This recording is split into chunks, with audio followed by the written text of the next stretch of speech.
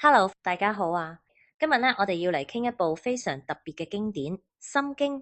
佢其實咧就好似一趟旅程，一趟帶我哋前往彼岸嘅旅程。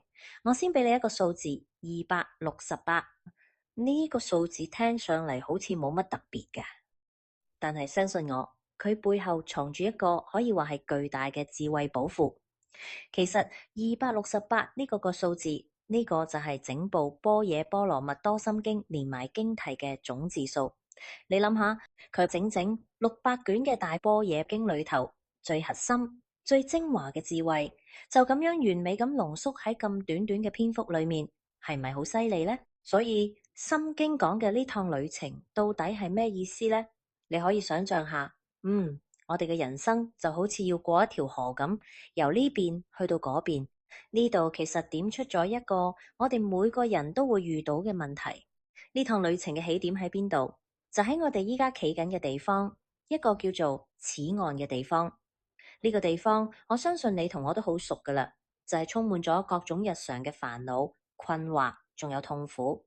此岸講白啲即係咩啊？其實即係一種我哋每日營營役役嘅生活咯，即係你個心成日都覺得唔滿足，成日焦慮，個腦入面又有把聲嘈喧巴閉咁。喺佛法入邊，呢個地方叫做娑婆世界，即係一個充滿痛苦，需要我哋去忍耐、去捱嘅世界。咁住喺此岸嘅居民有邊個？都係我哋啲老朋友嚟噶啦。譬如話貪心啊、發脾氣啊、搞唔清狀況嘅愚痴啊，仲有妒忌、恐懼等等。你睇下呢啲煩惱，唔係正正就係我哋每日痛苦嘅主要來源咩？好，既然有起點，咁當然就有終點啦。旅程嘅終點就係我哋大家都好恨去到嘅地方。嗰度係點樣嘅呢？係一個非常清明、平靜、充滿終極智慧嘅境界。喺嗰度，你可以徹底擺脫所有煩惱，甚至超越生死。呢個狀態就係我哋成日聽到嘅涅槃。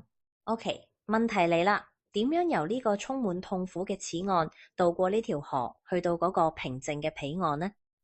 首先你手上要有個指南針先得，如果唔係會蕩失路噶嘛。呢個指南針就係我哋跟住落嚟要講嘅兩種完全唔同嘅智慧。呢個指南針個名用梵文講就叫做般若。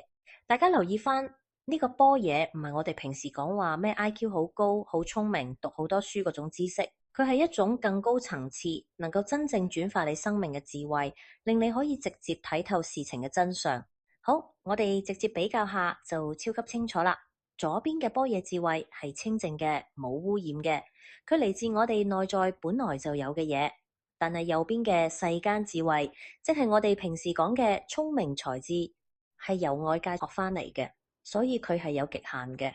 而且呢種世間嘅聰明，如果用錯喺其他地方，反而會帶嚟更大嘅災害同埋痛苦添。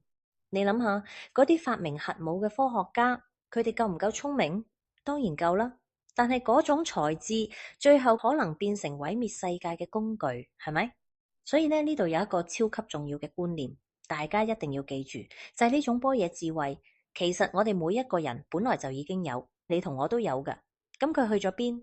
佢只不過係俾我哋個腦入邊嗰啲亂糟糟嘅念頭啊、執着啊遮住咗啫嘛，就好似一塊鏡上面積咗厚厚嘅一層塵埃咁，睇唔清楚。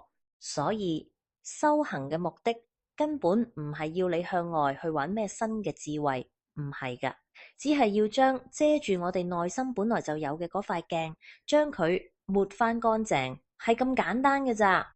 好啦，依家我哋手上有指南針，唔會迷路啦。但淨係有指南針唔得㗎喎。我哋比如坐上條船，而呢一條船唔會自己喐㗎嘛，你仲需要船長用力劃先會前進。呢啲船長呢，就係要帶我哋渡過呢條河嘅6種具體練習方法。呢啲方法用梵文講叫做波羅蜜多，意思好直接，就係到達彼岸咁解。所以你可以將佢哋想象成係6支好努力、好勁嘅船長。只要你肯努力咁撐船，佢哋就能夠一步一步將你駛過呢條充滿煩惱嘅大河。呢6支船長，亦即係所講嘅6道波羅蜜，其實係有次序嘅喎，一步一步嚟。首先就係布施，即係學習去給予別人，培養慈悲心。2，跟住係持戒，保護好自己嘅身心，令佢保持清靜。三係忍辱，呢個好重要，即係學習點樣去面對唔順心嘅事。四，然後係精進，即係努力不懈，唔好偷懶。五，跟住當個心好亂嘅時候，就用禪定令自己靜落嚟。你睇，當你將前面呢五樣都做好啦，最後第六個，即係我哋嘅般若智慧，自然而然就會顯現出嚟噶啦。OK，指南針又有啦，船長又有啦，但最重要嘅問題嚟啦，呢隻船上邊坐住嗰位撐船嘅人到底係邊個啊？答案其實就喺我哋自己個心入邊，冇錯，就係我哋個心。但係好有趣嘅地方嚟啦，心經話俾我哋知，我哋往往以為只有一個嘅心，其實係有兩種可以話係完全唔同嘅模式。我哋直接對比下就好清楚。左邊呢個叫妄心，你可以想象成係大海嘅表面，嗰啲不斷起起伏伏嘅波浪，嘈喧巴閉，一時咁樣，一時嗰樣。呢個就係我哋所有痛苦嘅來源。但係呢，右邊係我哋嘅真心，正正相反，佢就好似深邃又安靜嘅海底，唔理海面上面風浪幾大都好，海底永遠都係平靜嘅。呢份寧靜清澈嘅覺知，佢從來冇變過，亦係我哋內在真正平靜嘅源頭。呢個妄心真係好似一場停唔落嚟嘅內心風暴咁，裏面有咩？貪婪啦，有恐懼，有憤怒，有妒忌，有傲慢，仲有嗰種坐立不安嘅躁動、懶惰、分心。總之呢啲念頭就好似天上嘅烏雲咁，飄過嚟又飄過去，搞到我哋成日都靜唔到落嚟。但係你要記住喎，唔理呢場風暴有幾大，唔理烏雲有幾厚，雲層上面永遠都係嗰片清澈嘅藍天。冇錯，喺所有呢啲嘈雜聲嘅背後，就係你嘅真心。佢本來就係清澈嘅、平靜嘅，永遠唔會變嘅。佢一直都喺度，從來冇離開過，只係暫時俾呢場妄心嘅風暴遮住咗啫。所以你睇呢度有一個好關鍵嘅轉折點。呢一趟旅程嘅目的，並唔係要去消滅你嘅妄心，唔係要去壓抑嗰啲念頭。真正嘅關鍵係你要定落嚟。睇清楚事情嘅本質係啲咩？